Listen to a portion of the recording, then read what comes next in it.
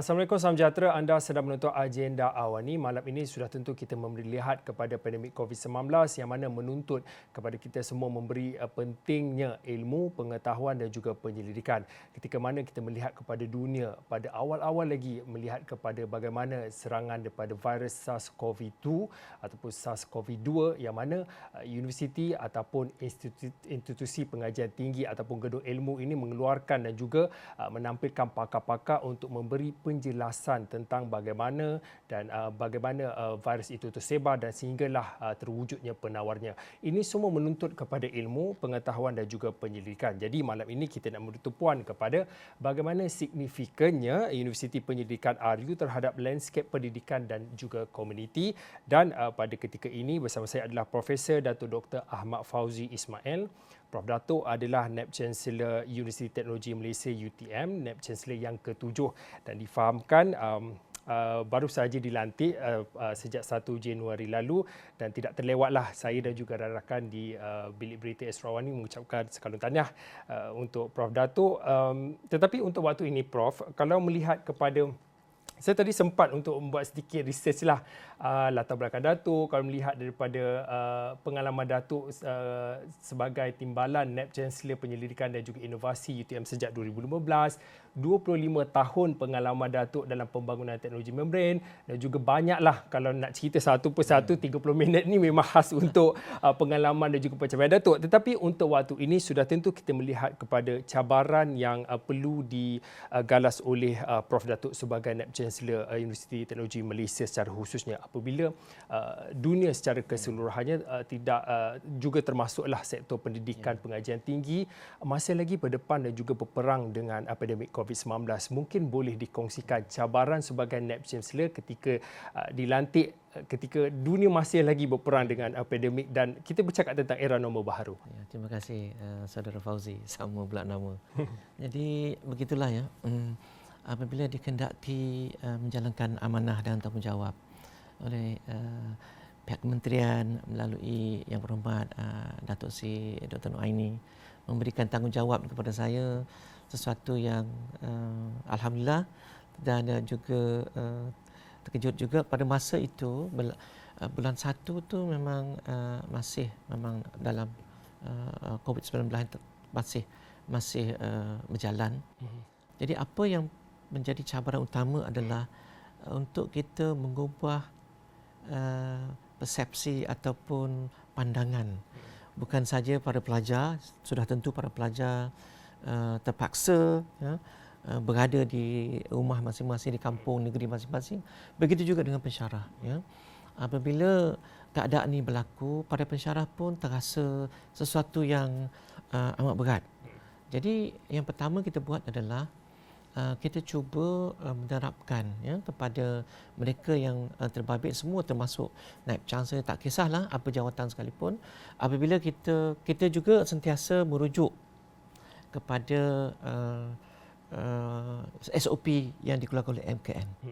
Jadi kita berdasarkan pada SOP itu, kepada sesiapa yang ingin kembali berkhidmat ke office, memohon. Jadi kita jadikan itu sebagai SOP yang biasa. Mula-mula seminggu, 2 minggu memang mereka terasa kita pun terasa juga kan, tiap-tiap pagi dah pakai bersedia untuk di office, rupanya tak boleh pergi. Jadi first 2 weeks tu saya rasa memang agak, tetapi we have to change pemikiran kita, our mind kita, bahawa ini norma baru dan di situ juga kita benarkan sehingga 30% masuk sebagainya.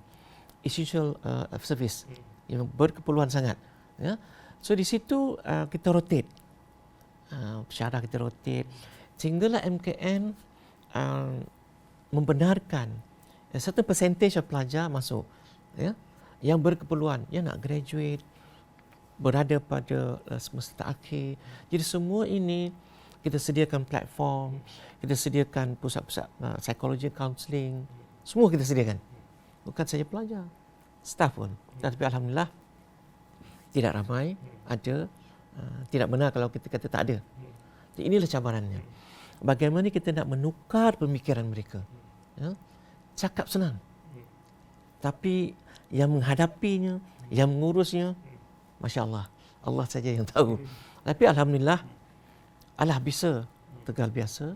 Jadi sekarang ini, Alhamdulillah, para pensyarah, saya boleh merasakan seluruh universiti, sama ada universiti awam atau universiti swasta, saya dapat menerima. Dan sesuatu yang amat mengagumkan kami adalah dari segi enrollment para pelajar peringkat antarabangsa di UTM lah meningkat. Jadi blessing in disguise lah. Kata dalam bahasa Inggeris atau bahasa Jawa. Jadi maknanya di sini kita tak dapat ke kelas, tak dapat masuk ke kuliah, makmal, tetapi apabila kita adakan online distance learning, ini menyebabkan pada pelajar di luar negara mendaftar lebih ramai di UTM. Wallahu a'lam di universiti lain. Cabaran yang berbeza sudah tentu menuntut kepada pendekatan dan juga cara berfikir dan cara bagaimana Prof Datuk memimpin Universiti Teknologi Malaysia secara keseluruhannya. Saya suka untuk memetik daripada apa yang disebutkan dalam laporan media sebelum ini tentang pencapaian UTM sendiri. Antaranya UTM antara 5 universiti pendidikan Malaysia tersenarai dalam 200 yang terbaik di dunia. Kalau di tangga Asia juga ditambah baik Prof Datuk. Kalau sebelumnya di tangga ke-46, tetapi yang terbaru di tangga ke-39 universiti terbaik di peringkat Asia, dan juga beberapa subjek di UTM yang ditawarkan antara yang terbaik di Malaysia secara keseluruhannya. Ini adalah pencapaian mungkin sedikitlah, banyak lagi yang kau boleh saya nak sebutkan, tetapi melihat kepada secara keseluruhan pencapaian dan juga pencapaian yang dikecapi oleh UTM dan juga kepimpinan dan pengurusan daripada UTM sendiri, bagaimana Prof Datuk melihat peranan universiti itu sebagai gedung ilmu perlu terus diperkasakan, apatah lagi kita melihat kepada dalam era norma baru dan juga fasa pandemik ini? Ya, satu soalan yang baik. Kita kena lihat saya sentiasa apabila saya buat engagement staff, kita kena tengok universiti ada perbezaannya dengan sekolah menengah. Ya. Sekolah menengah akan fit kepada universiti. Jadi universiti itu satu gedung ilmu, kalau kita kata Menara Gading. Di sini menunjukkan tahap atau martabat keilmuan itu agak tinggi.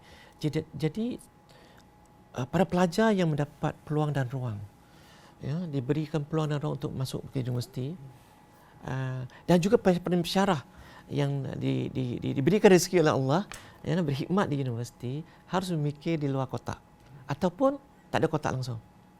Maksud ini adalah apabila kita belajar, apabila kita membuat penyelidikan, kita harus mempunyai the end in mind. Tujuan kita belajar tu untuk apa ya? Tujuan kita buat pendidikan untuk apa ya? Kita diberi peluang dan ruang dalam bentuk beasiswa ke, kepada yang ada beasiswa. Seharusnya apabila kita sudah habis belajar, kita akan menyumbang dalam bentuk pekerjaan. Kalau para pensyarah yang ada sampai PhD Master, balik buat pendidikan, grant pula diberi oleh Kementerian Pendidikan, Kementerian Sains dan sebagainya, banyak kementerian lain juga, harus mempunyai iltizam bahawa hasilnya nanti untuk apa ya? Adakah hasilnya nanti untuk seronok-seronok saya naik pangkat? That's it? No. It's big no. Maksud di sini adalah kita have to give back. Ini yang penting. Ilmu yang kita buat, kita dapat, kemudian kita transform dalam bentuk sesuatu produk ataupun sistem yang memberi manfaat kepada siapa ya? Kepada masyarakat. Kenapa masyarakat? Kerana mereka adalah pembayar cukai yang mana hasilnya nanti kementerian-kementerian tertentu akan bagi kepada kita, iaitu pensyarah dan juga pelajar postgrad, membuat pendidikan. Hasil nanti ke mana? Give back. Nombor satu. Itu tahap impact yang paling tinggi. Kemudian impact yang kedua tinggi adalah kepada industri. Kenapa? Nak menunjukkan bahawa ciptaan reka cipta produk itu mempunyai manfaat. Kalau tidak, buat apa nak buat belajar tinggi-tinggi? Kan? So ini kita perlu masa yang agak lama. Alhamdulillah di Malaysia ini sejak adanya Universiti Pendidikan lebih kurang 10 tahun yang dahulu telah mencipta platform, create a platform yang mana platform ini telah dikembangkan ya, menunjukkan bahawa 5 buah research university di Malaysia dalam masa 10 tahun, macam mana Saudara Fauzi cakap tadi, dari segi rankingnya, dari segi talentnya, ribuan ya. Kalau kita tengok PhD enrollment 4,309 orang. Ini merangkumi 56%. Local student ini baru local. 56% disumbangkan ataupun datang belajar di 5 buah universiti. Kalau dari segi foreign postdoc attached 2,006 orang. Dan kalau kita tengok dari segi contribution, dari segi publication, ya, kita di universiti kalau tak publish, syok sendiri mana. So kita publish, kenapa publish? Sebab publication ni salah satu daripada kita nak menyebar luaskan ilmu. Ya. 57.4% disumbangkan oleh 5 buah universiti daripada 20 buah universiti awam. Okay. Lagi satu, contribution dari segi publication dalam top 1% in the world. WOS. Lebih 70% disumbangkan oleh 5 buah research university. 70% daripada 20 buah universiti awam. Semua yang disebutkan oleh Prof. Datuk itu melihat kepada impak research university ataupun universiti penyelidikan, apa fungsinya. Sudah tentu melihat kepada apa yang disebutkan, kalau boleh diringkaskan, antaranya tentang pembangunan bakat, keseluruhan penyelidikan dan juga wealth creation. Tetapi tadi disebutkan tentang industri. Sudah tentu bila melihat kepada fasa pandemik ini, kebolehpasaran graduan itu antara yang menjadi tututan perbincangan. Kita bercakap tentang bagaimana graduan-graduan yang telah pun melalui pengajiannya di universiti ini antara lain memberi tumpuan kepada industri. Selalunya ada mismatch antara daripada universiti dan juga industri. Apa yang industri mahukan tidak sama dengan apa yang dikeluarkan oleh pihak universiti. Tetapi dalam satu sisi perbincangan yang lain, pihak universiti juga ataupun pihak pendidik juga mengatakan mereka tidak perlu terlalu tunduk kepada kehendak industri kerana peranan institusi pengajian tinggi itu adalah melahirkan graduan yang berilmu kerana terasnya ilmu, pengetahuan dan juga penyelidikan. Dalam soal kontradik antara dua ini, pandangan Prof. Datuk berkaitan dengan perkara ini. Saya cuba rangkumkan kembali ya. Pertama, Saudara Fauzi bertanya tentang graduate employability. Alhamdulillah, statistik terkini ya untuk UTM tahun sebelum pandemik ya, tahun 2019, graduate employability UTM 95%. Maknanya A lah. Disebabkan pandemik COVID-19 ini, dia turun 92%. Jadi as if tidaklah. Terlalu banyak. Dan majoriti universiti awam di Malaysia, berdasarkan data yang berada di kementerian mensasarkan dalam lebih kurang 80. Tetapi majoriti universiti awam melangkaui threshold tersebut. Maknanya graduate employability ni dia bukan berdasarkan kepada universiti itu keluarkan graduan yang memenuhi kehendak pasaran itu, tidak. Kami sentiasa memenuhi pihak-pihak yang berkepentingan, Board of Engineers, MQA dan sebagainya kan. So kita ikut. Maknanya berdasarkan kepada rangka qualification itu, kita memang memenuhi. Tetapi dari satu aspek yang lain, employability of the graduate juga bergantung kepada ekonomi. Juga bergantung kepada industri, pemain industri di Malaysia atau di negara-negara mana yang berkenaan. Jadi bukannya, maknanya kenapa graduan itu tidak GE-nya kurang, disalahkan universiti saja. Kerana ianya berkait rapat dengan ekonomi sebuah negara. Dan juga berkait rapat kepada kesediaan industri tertentu itu menyediakan peluang pekerjaan.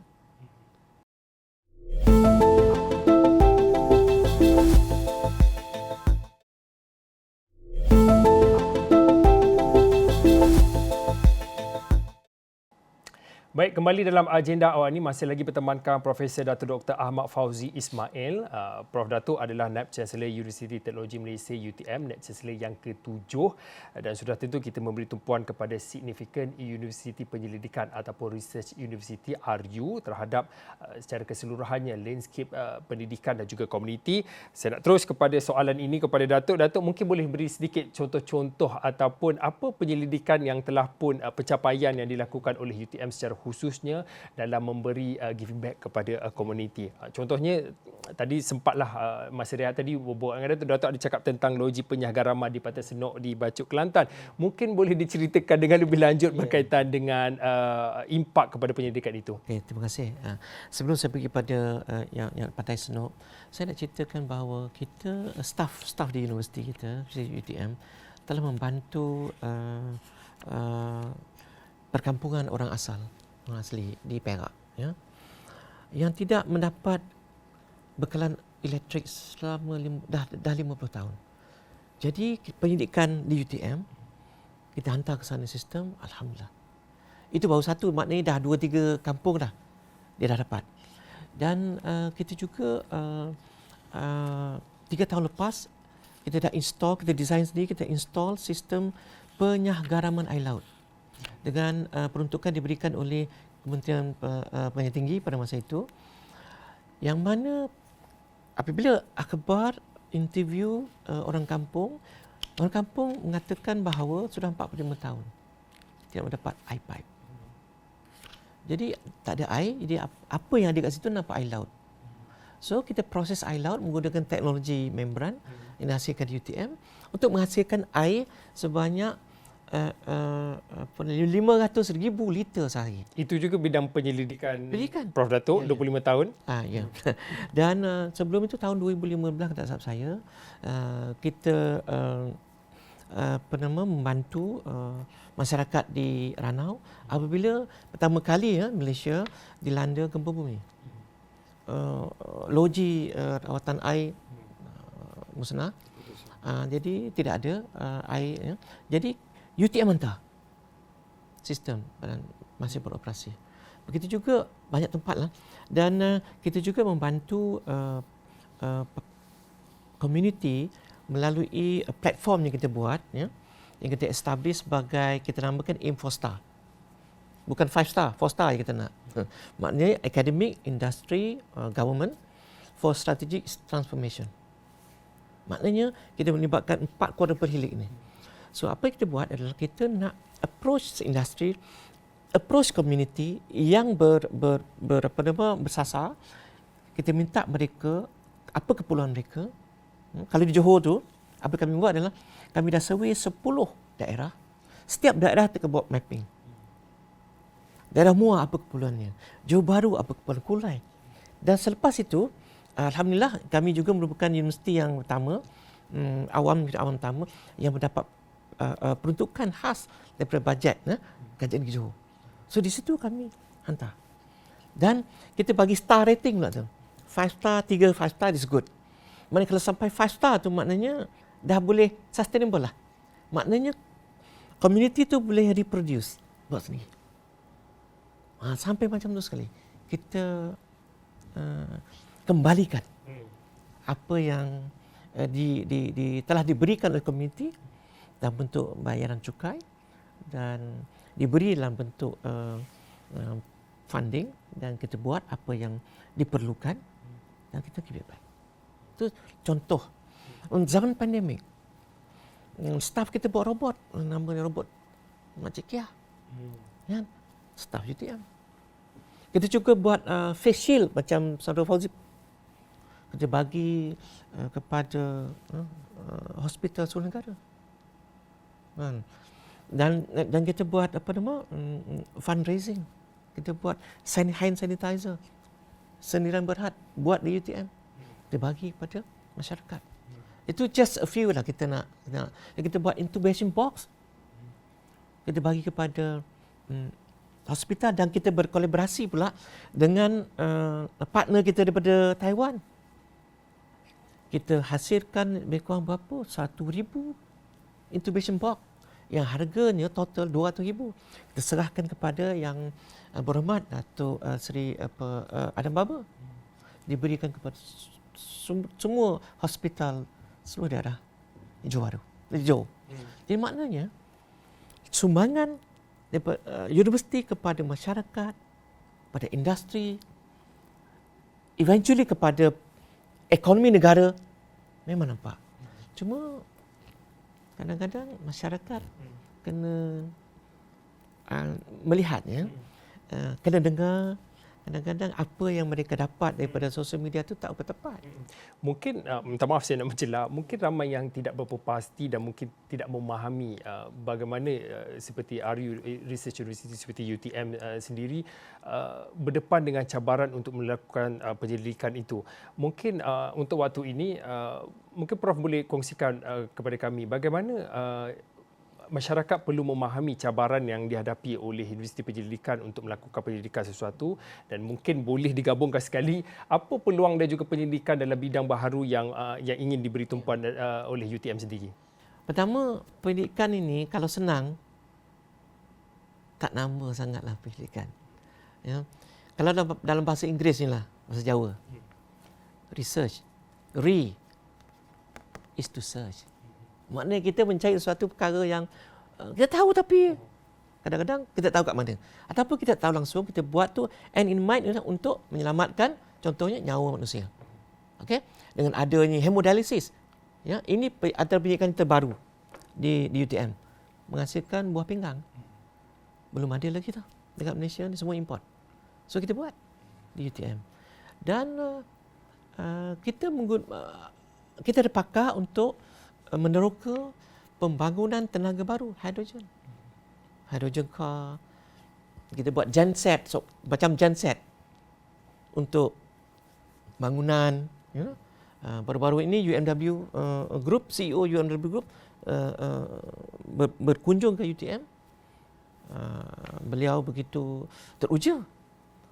Rupanya orang mata kala macam kita ni boleh mencipta sesuatu hebat macam ini.